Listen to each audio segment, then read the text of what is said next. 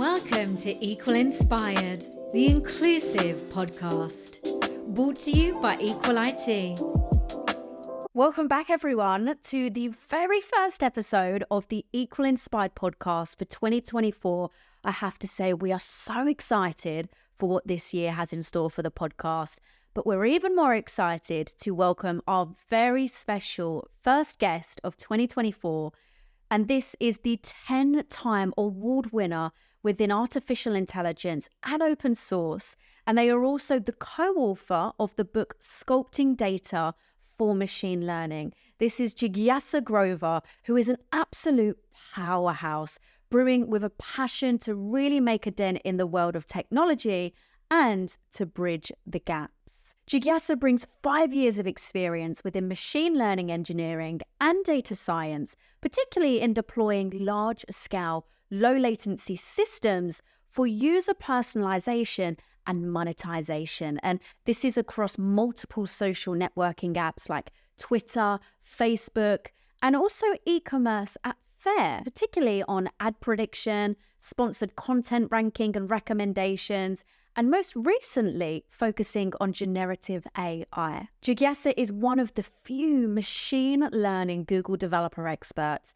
and a Google Women Techmakers ambassador globally. As a World Economic Forum's global shaper, she ensures to leverage her technical capabilities and connections for solution building, policy making, and really creating that lasting change. Thank you so much for having me. Great start to the year for sure. I'm glad to be here as well. Pleasure is all ours, Jigyasa. And in true Equal Inspired style, for the first time in 2024, we would love to know who or what is inspiring you at the moment. I'd say at this particular moment, I am deeply inspired with the potential of generative AI, as I'm diving into its various applications as well as implications, which also brings me to the focus of bridging the gaps in technology.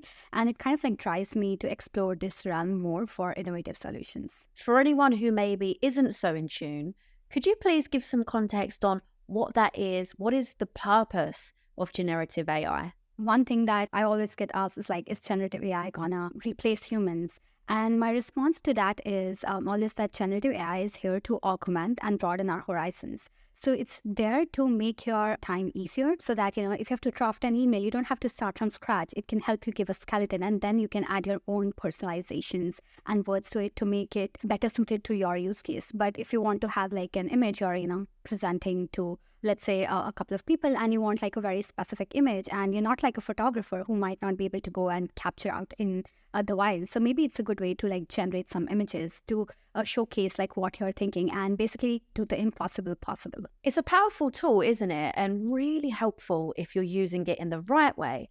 And like you said, it's all about using this as a tool to support your ideas, to help, but also still putting your own spin on things and having that element of personalization. Your background is working within machine learning, and for someone who is new to this field as well, could you please describe what does a machine learning engineer actually do? As an ML engineer, my role revolves around designing and implementing machine learning models to solve real world problems. So one of the prime example I can give is from my particular domain of ad tech. So you're scrolling on social media, you come across certain sponsored content, which very well aligns with your personal interest to kind of give you an introduction to new products that you might not have heard of, but they might very well be of use to you. So these kind of things can be solved via machine learning, and the tasks include data processing, model development, training, evaluation, and optimization, particularly with a focus on deploying it at scale. So not the production environment, the scale is let's say millions of requests per second, ensuring that we are scalable, reliable, and efficient. Ultimately, the goal of being a machine learning engineer is to deploy these techniques to create valuable insights and solutions for various domains and industries and leave a lasting impact on the people. Something that I've found through the lens of a recruiter working in the data space is that sometimes organizations' perceptions or titles of an ML engineer can be slightly different from one company to the next. What do you think? Each organization would have kind of like a different roles and responsibilities list, like potato.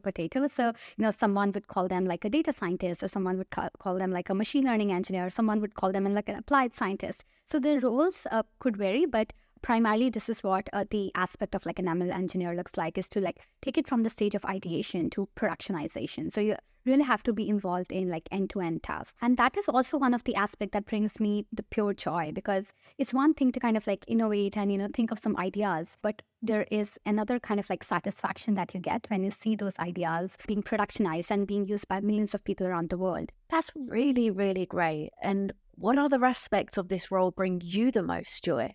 The biggest thing that kind of like gives me joy, and especially being in ad tech, was the positive impact it had on like businesses. For example, smaller businesses got a way to kind of like showcase their products, and then in turn it kind of like boosted revenue numbers in dollar value to like big companies. So it kind of like, it fills me with a sense of accomplishment that the work that I'm doing is helping small businesses, or is helping companies make money. And of course, I enjoy collaborating with interdisciplinary teams like product management, research, legal, and kind of like helps me keep me on myself on my toes. So I'm like constantly like growing and learning, and in turn also like contributing to meaningful projects and witnessing the results of them. Yeah, witnessing that direct impact, I can imagine, is incredibly fulfilling when you see all of your hard work actually come to fruition. The magic is in the production. Could you share, Jigyasa, some advice for an individual who is aspiring to really establish a career within machine learning engineering? I would say build a strong foundation. So you need to have like a very solid understanding of like algorithms, basic stuff such as probability, data structures. Along with that, be ready with like production environment kind of language. So be it like Python, use frameworks such as TensorFlow, PyTorch. Pick one out of each and make sure that you are working on projects and munching your knowledge about them. And it's great to learn like these different machine learning concepts, tools, technologies, algorithms. But you should also focus on gaining practical experiences. So understand the software engineering principles, especially if you're looking to work in machine learning in big tech or like bigger companies in production environments. So you need to understand these principles, gain practical experience, and build a portfolio. And many times, I get asked this question as well. I am still in university, or I'm still like transitioning into this field. How do I build a portfolio? And that's where open source really helps. So you can collaborate with people. There are so many different programs out there that help you get started with ML or programming in general. Have like your personal page or like a personal profile, where if someone asks like, what's your experience, you can direct them to that particular thing, so that it's not only on paper, but you have like proof of evidence to go along with that as well. And ultimately, it's the lifelong learning. So you cannot always be up to date. You have to put in additional efforts, conscious efforts through, read research papers, read about the recent trends happening, follow blogs, attend conferences. And ultimately, it's about like showing up every day. So be persistent, be resilient. You won't get results in a single day. It might require years of efforts and perseverance, but stay committed to your goals, embrace failures as learning opportunities. And keep refining your skills. Show up for yourself every day. I absolutely love that advice. It's so important to be proactive, to put yourself out there, to come out of the comfort zone at times, to really be afraid, but do it anyway. And are there any standout resources that you use for your own learning, Jigyasa? So thinking about maybe podcasts, events, or people that you follow who have been really transformative in your learning curve. I try to read blogs, especially of companies or organizations who are at the forefront of bringing this revolution. For example, Google's blog on Gemini, OpenAI's blog, and then also like podcasts such as yours, then People of AI, Human of AI kind of podcasts. And again, social media like has changed the game forever. You don't need to really go and search for things. Sometimes things just pop up. So try to be active, follow people who are in your particular domain, who are doing a lot of good work. And these are like the tidbits of information that you can gain from like all these different aspects, be it like YouTube, LinkedIn, Twitter, different podcasts. Spotify has like a great playlist of like tech podcasts these days. And of course, like the written content blog is evergreen. There are some great resources out there. And again, it comes down to being proactive. But sometimes there's so much out there that it can almost be a little bit overwhelming. And I think it's important to be selective with what you focus on, to do that little and often, and to really try and focus, on taking action, implementing those learnings, because again, there is so much out there. But this trickles quite nicely into the community piece, which I know has played a really significant part in your own journey, Jigyasa. And I have to say, the energy you have for community, your passion for wanting to continually share your inspiration and knowledge is so energizing for me to witness. Like, it's super, super inspiring. And could you give our audience some more insights on the initiatives that you are currently involved with community-wise? I am an avid proponent of open source, and I credit the access of opportunities that I've gotten, my career growth, to this sphere of like community development, which is also one of the reasons that I am involved heavily with the community of machine learning by Google. So I'm recognized as one of the Google developer experts for the machine learning track, and then also to bridge the gaps in technology as a Google Women Techmaker. I'm also kind of like trying to leverage my technical skills and connections for solution building, policy making, and lasting changes around here in the Silicon Valley as a World Economic Forum's global shaper. So the idea is basically learning is a two-way street to give back. And, as a book author myself, I'm helping budding authors and writers by serving as a technical book reviewer for these different publishing houses like O'Reilly Media and Pack Publishing House, etc. So my whole idea of like building a powerful community is we rise by lifting others. And that is why I also try to share my experiences and knowledge as advisory board member of local community college, because I know these big colleges and universities, often have resources, but the community colleges are the one that need the most kind of like focus to make them more job ready. And of course, like other kind of like organizations such as Bizoku, AI Forum, Vijay Trust about like privacy preserving machine learning, and also leading the open source and machine learning track for like Anita Borg's like IWIC. I've previously chaired, PyBR, like Python financial community, just to kind of like give the opportunity of different people from different backgrounds to access to these conferences and providing them the resources that need. And, in the past, I've also led some employee resource groups at the various companies that I've worked to provide like a safe circle for professional growth, collaboration, and advocacy. Wow, you're wearing so many hats, and I absolutely love we rise by lifting others. That is such a powerful statement and so important. What was that moment where you felt that in your heart and you were inspired to want to lift others up? I've always believed in the fact that learning is a two-way street, but that moment that kind of like reinforced the fact that we rise by lifting others is when I mentor, like, let's say high school students in like coding programs or something.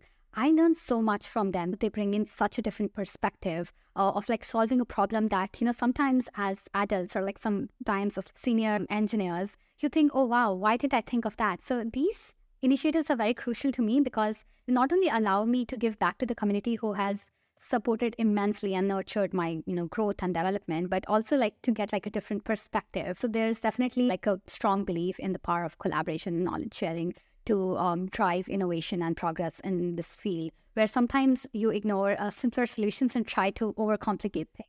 It's very easy to over-engineer things sometimes. But again, I just love that energy that you have, Jigyasa, for community. And every day I can imagine that there's lessons to be learned. You're always evolving. You're always growing as well. But if you were to think about 3 of the biggest lessons that you've learned through community engagement, what would they be?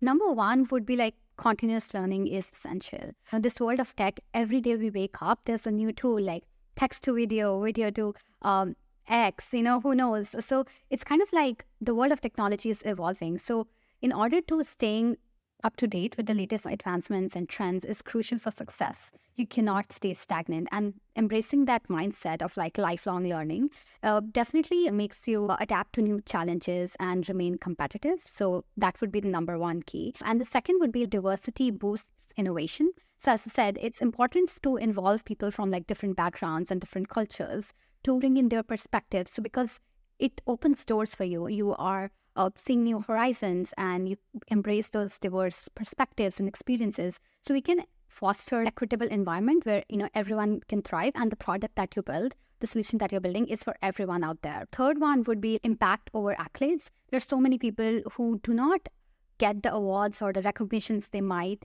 deserve But even though they are like definitely gratifying, the satisfaction you get with by seeing the impact of your work on millions of people is the true validation that you need for yourself, not for others. So making a meaningful difference in people's lives and contributing positively to the community is more fulfilling than anything else. You are right. If it's energizing and meaningful work, everything else that comes with that is an absolute bonus. Sharing knowledge is a passion for you. And last year, you also co-authored a synopsis of modern-day approaches to privacy-preserving machine learning.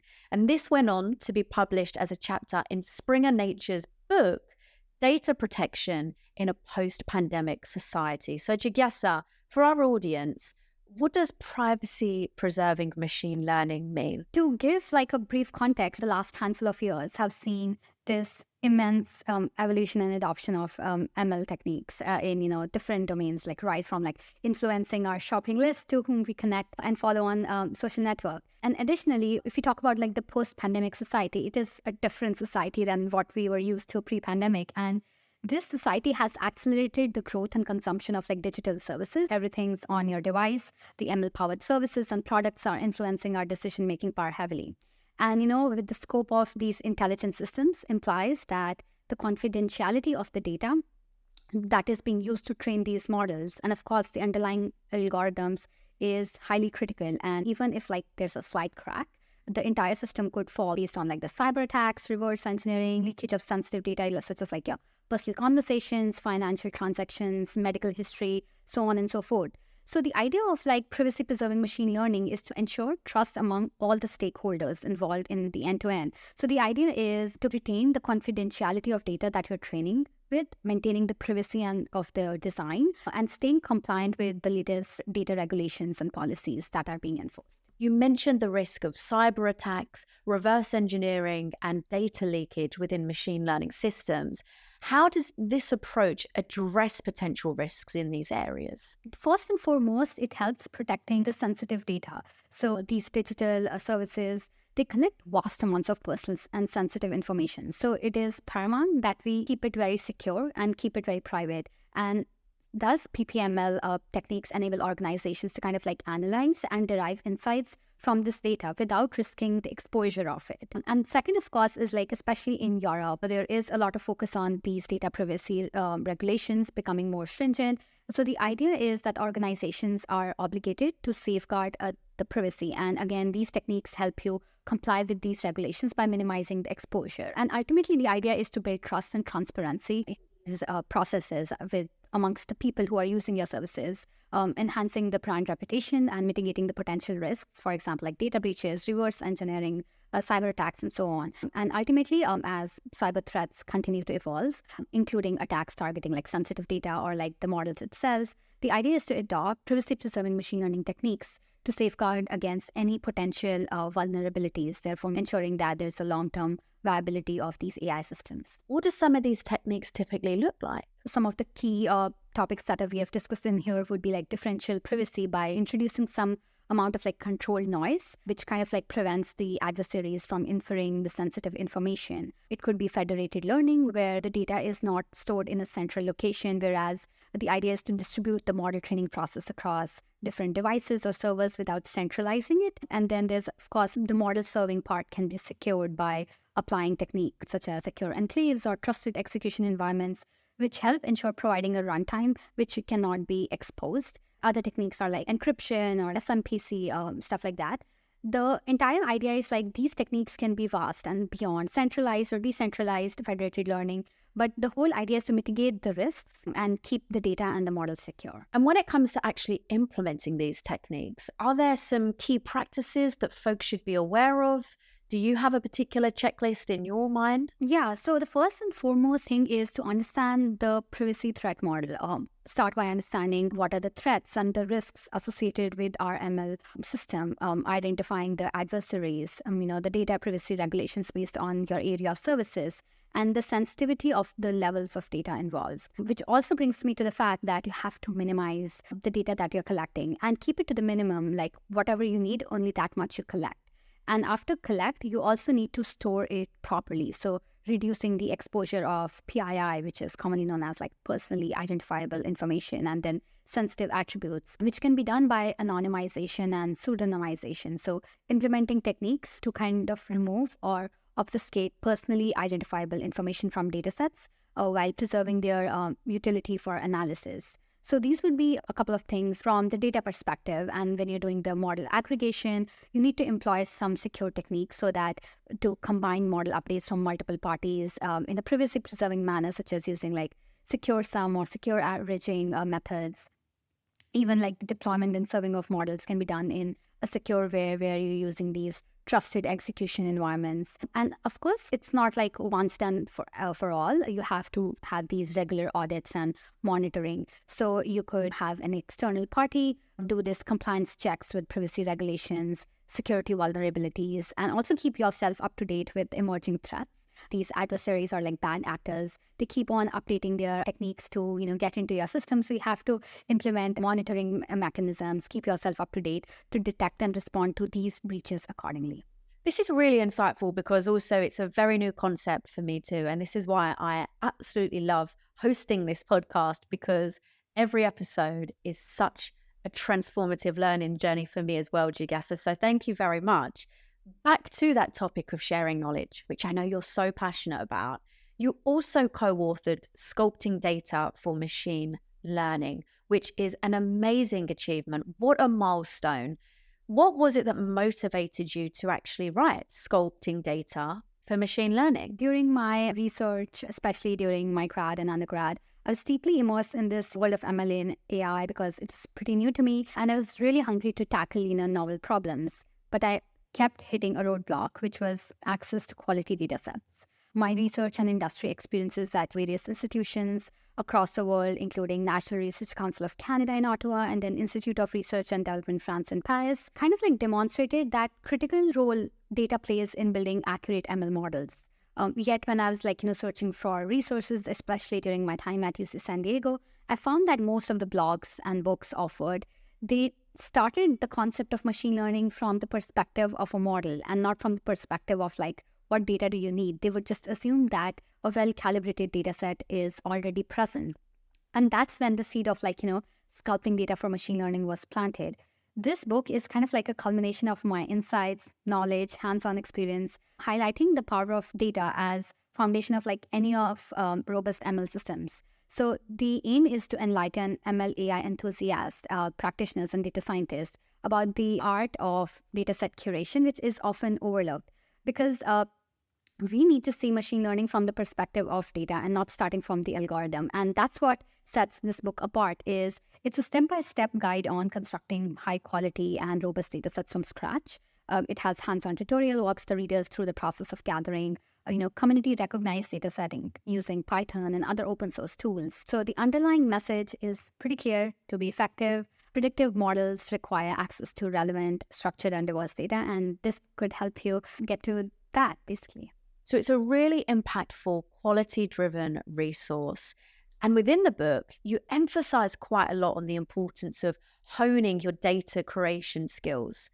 Could you please elaborate on what these skills actually entail and how they contribute to the success of machine learning projects? To have a very high-level breakdown of what the skills entail and how they contribute to the ML project success would be, first of all, understand the data. It begins with understanding the characteristics, structures, and the context of your data set. So you need to explore and visualize the data to kind of find, identify patterns, or basically understand what kind of data would you need to power your ML services.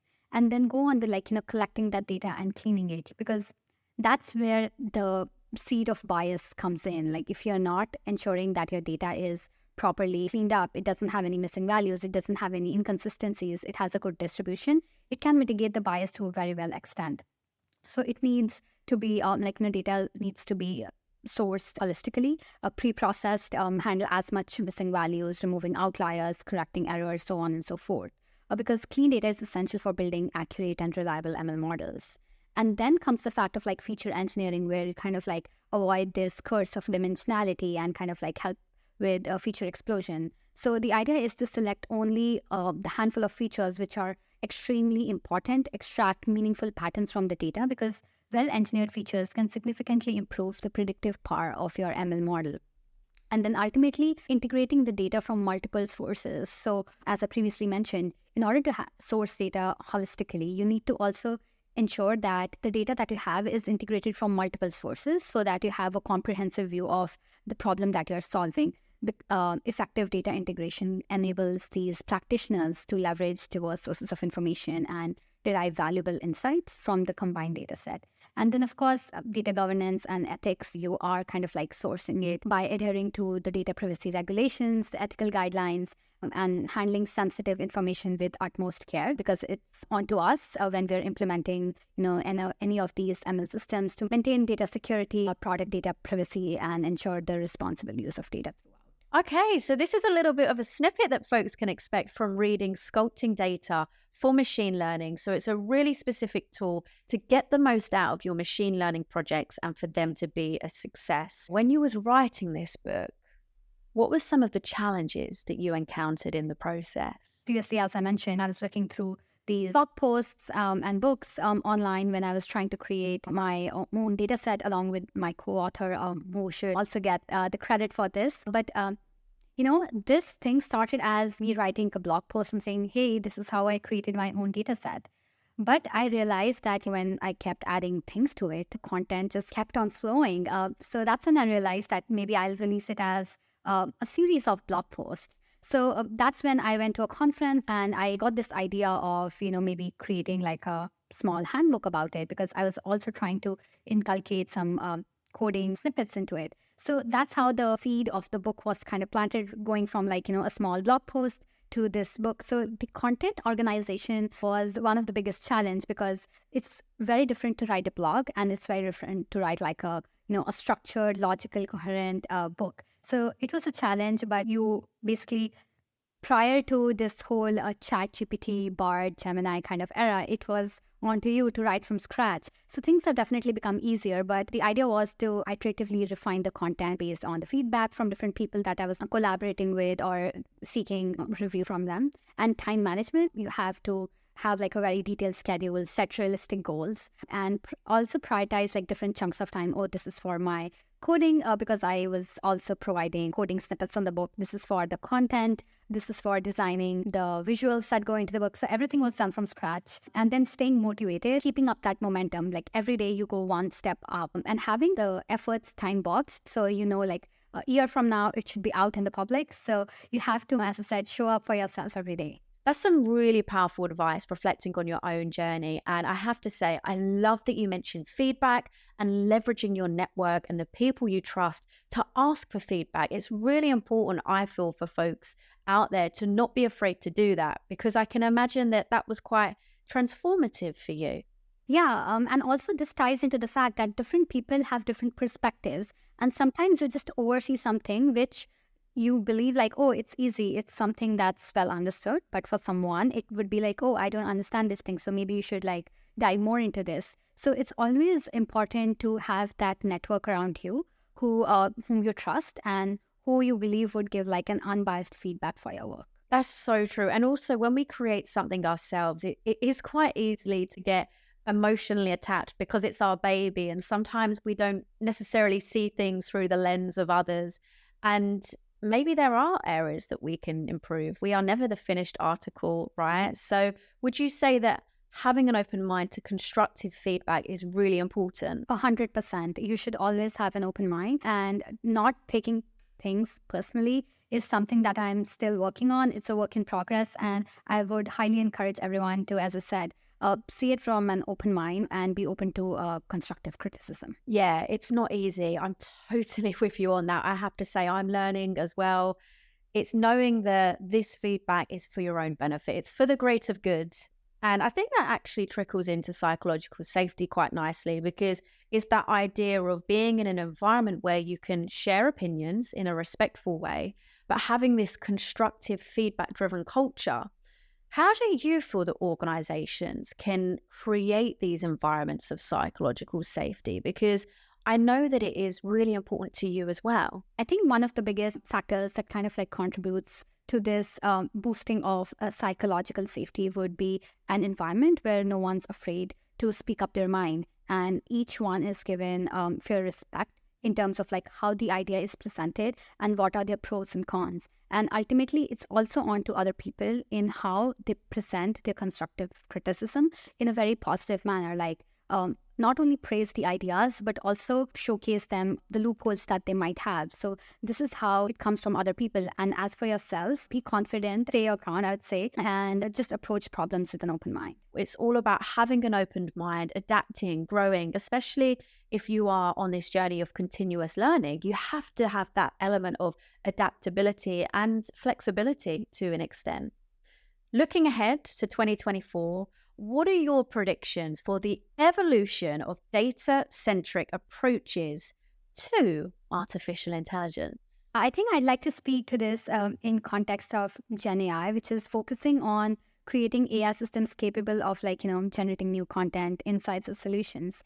And primarily from a perspective of privacy preserving, because we know generative models are using a lot of private data, and federated generative learning, differential privacy is something that I'm really looking forward to, which I think would be the next big thing. And this explainable and controllable generative models, which you can not only personalize, but also explain the response that we are getting and provide interpretable explanations for the outputs, and allowing users to control and manipulate the generation process would surely be gaining traction, particularly in applications where transparency and user interactions are critical, which also trickles down to the fact that bias detection and mitigation is an important aspect that would be gaining more popularity. Techniques for bias-aware training, fairness constraints, and adversarial debiasing. And ultimately, I'm really looking forward to this human-AI collaboration in this world of Gen AI, collaborative frameworks, which not only combine human creativity with the domain expertise, along with AI's generative capability, will enable users to co-create and refine outputs in real time. So Gen AI is not here to replace humans. I'm really looking forward to the human-AI collaboration. All very exciting. Look, I have to say, it has been such an honor to welcome you as the first guest of the Equal Inspired Podcast 2024. Thank you so much for your time. Yeah, thank you so much. It was a pleasure speaking to you. Thank you for listening to today's episode, and we hope you're feeling inspired. If you are, please feel free to like, share, subscribe, and join us on our mission to create a diverse, inclusive, and equitable universe. This podcast is brought to you by Equal IT, a mission-driven business working to diversify tech teams through refined talent acquisition, complemented by diversity and inclusion consulting. As an Azure Heroes inclusive leader, we aim for teams to cultivate a strong sense of belonging and equity.